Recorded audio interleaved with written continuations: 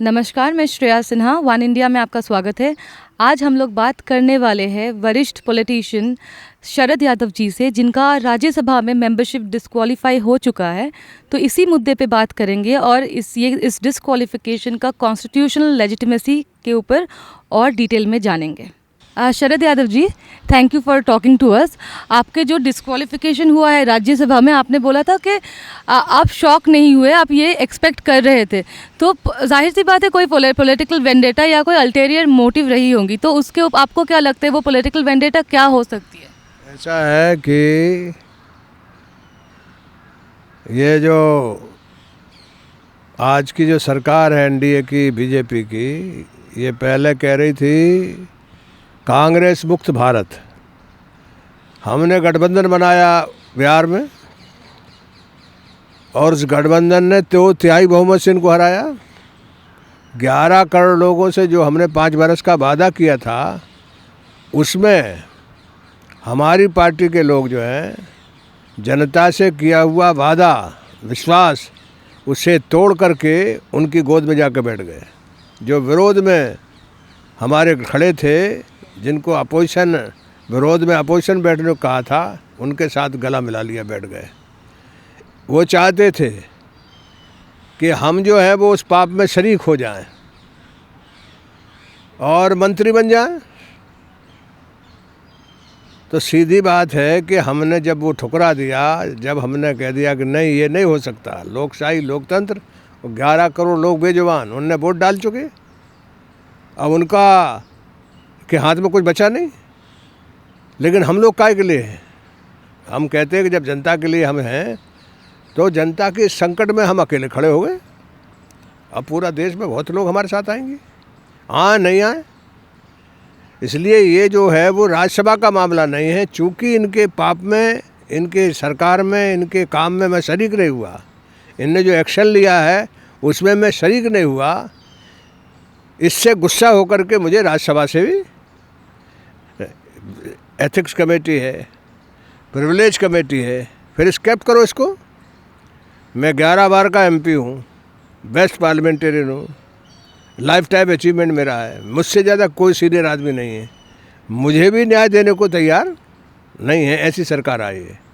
और इन्होंने दबाव डाल करके, इन्हें वो जो लोग गए हैं, मुख्यमंत्री नरेंद्र मोदी के पैर पे गिर गए और उनसे कहा कि किसी तरह इनको निकालिए।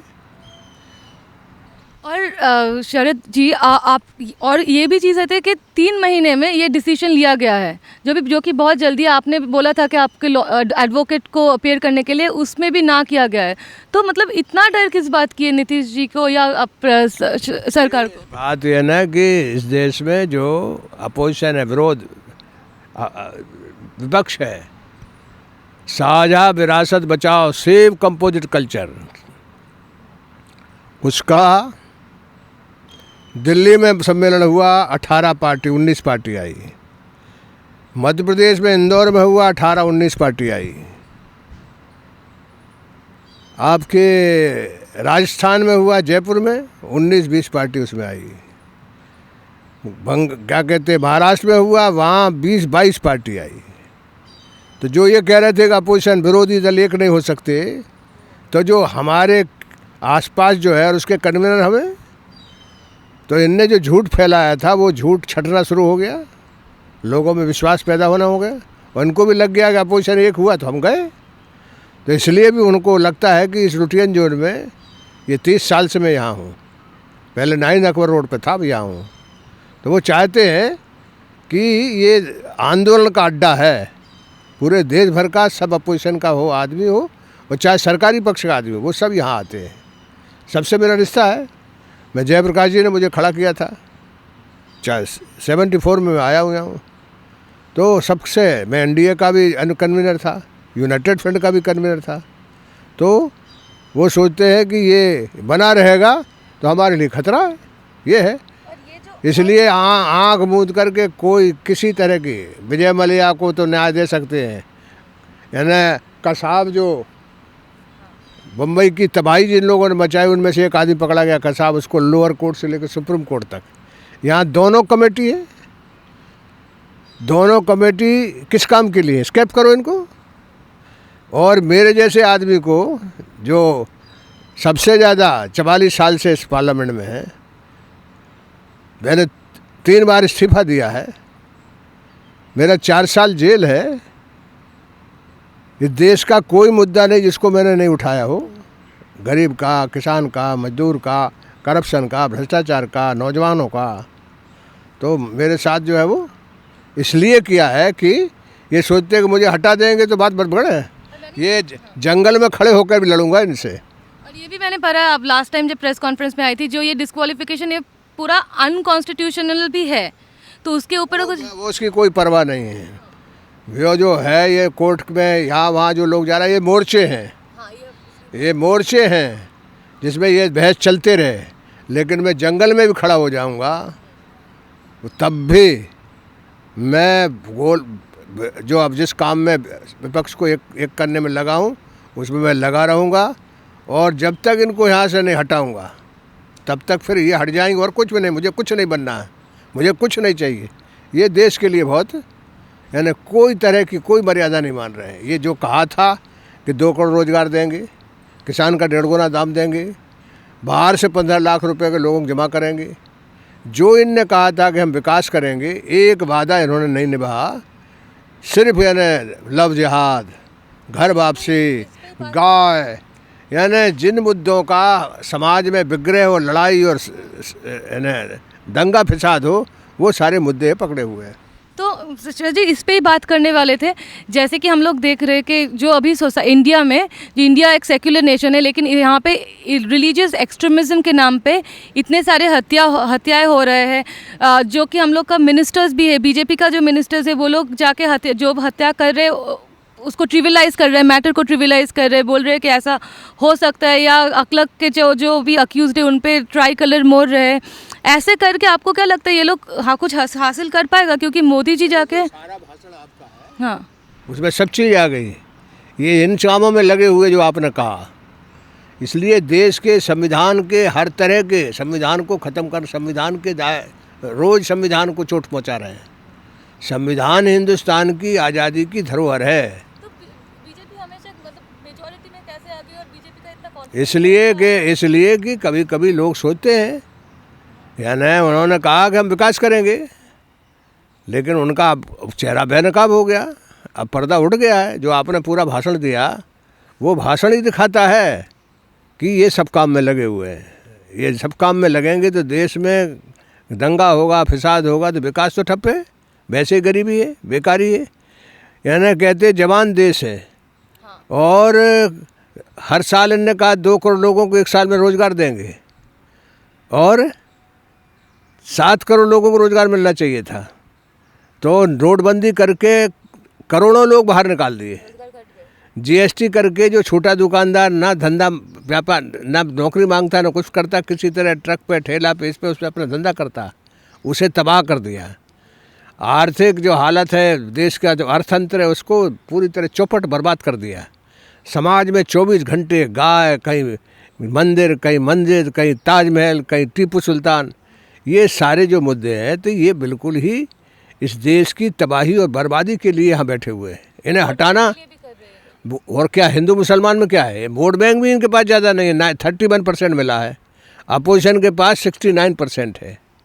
मान लो 15% वोट है बीजेपी माइनॉरिटीज़ का, अक़लियत का, तो 54% तो हिंदू है, 2/3 हिंदू बाहर है इनके।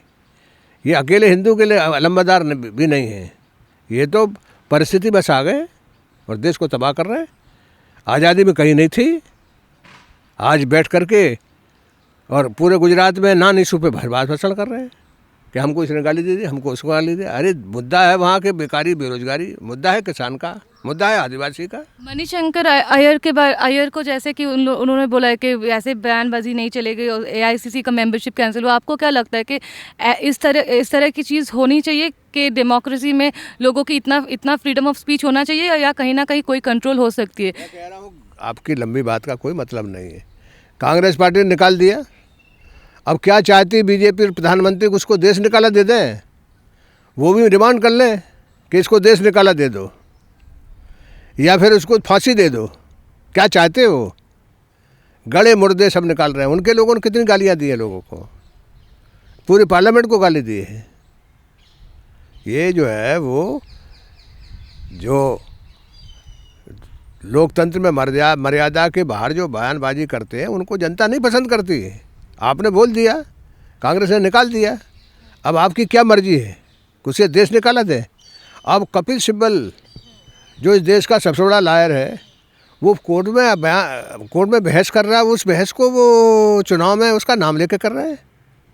यानी अदालतों की बहस का पहली बार चुनाव में इस्तेमाल करने का काम ये पार्टी कर रही है। ये पार्टी किसी तरह से आंख में धूल झोंक करके फिर जीतना चाहती है। कोई ऑल्टरनेटिव आने से आपको लगता है ये रिलीजियस एक्सट्रीमिज्म वगैरह जो भी हो रहा है ये थोड़ा सा एटलीस्ट कम होगा? मतलब बीजेपी अगर हार गई तो जो अभी तक बन चुके हैं ये एक्सट्रीमिस्ट सिचुएशन वो थोड़ा सा कम होगा, ये मैं पूछ रही हूँ, क्योंकि जो भी यंग जनरेशन। बात ये ना, जो आप इतना लंबा सवाल कर रहे हैं, ये सारी समस्याएं रहेंगी तो देश बचेगा? ये देश टूट जाएगा। एक बार टूट चुका है। 18 लाख आदमी हलाक हो गया, करोड़ों यहाँ से वहाँ आ गए, वहाँ से वहाँ हो गए। हो सकता है आप भी बाहर से आए हो यहाँ, यानी ऐसा मुल्क बना दिया। फिर से बनाना इसको क्या? तो जो आप कह रहे हैं इनको हटाना, देश के संविधान को और देश की संविधान को बचाना, और संविधान बचेगा तो देश बचेगा, देश बचेगा तो आदमी बचेगा, जनता बचेगी, किसान बचेगा, मजदूर बचेगा। इसलिए ये इतनी बड़ी रिस्क मैंने ली है। मैं अकेला जो खड़ा हो गया हूँ इनके अन्याय के खिलाफ, कि ये कह रहे थे कांग्रेस मुक्त भारत, ये तो विपक्ष मुक्त भारत बनाने में लग गए। तो लोकतंत्र नहीं रहेगा। जैसे पक्षी है, दो पंख नहीं तभी तो उड़ेगा वो। आदमी के दो पैर नहीं हो चलेगा कैसे? एक पैर पर लोकतंत्र नहीं चलता। एक पंख से पक्षी नहीं उड़ सकता। इसी तरह लोकतंत्र बगैर सरकारी पक्ष और विपक्ष के नहीं चल सकता। ये विपक्ष को ही समाप्त करना चाहते हैं। यानी संविधान का, और संविधान को मानते ही नहीं है। ये आज़ादी की लड़ाई में भी कहीं नहीं थे। ये तो इस देश के जितने भी, अब ये कहते हैं गणपति जो है, हमारे यहाँ इतनी बड़ी सर्जरी थी कि आदमी और गणपति जोड़ दिया। ऐसा झूठा अवैज्ञानिक यानी तर्क जो है वो ये ऐसा करते हैं लोग। तो इनको रख के क्या देश तबाह करना है? इनको जल्दी जल्दी हटाना है।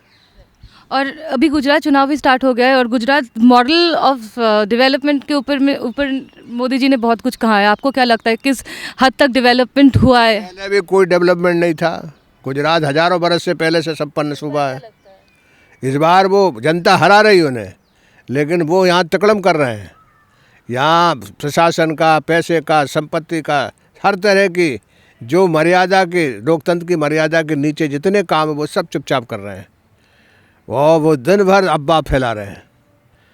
वो आदत है उनकी अफवाह फैला करके जीतने की, वो वहाँ लागू है, चालू है।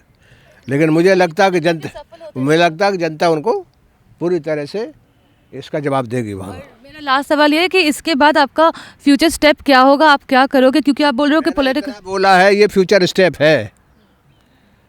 जो मैं सब बात बोला हूँ, ये सब मुद्दों के ऊपर संघर्ष होना पूरे देश भर में, यही मुद्दे हैं, यही मुद्दे। Thank you so much, Sharad ji, for talking to us. That was it. I'm Shreya Sinha signing off from One India. Thank you.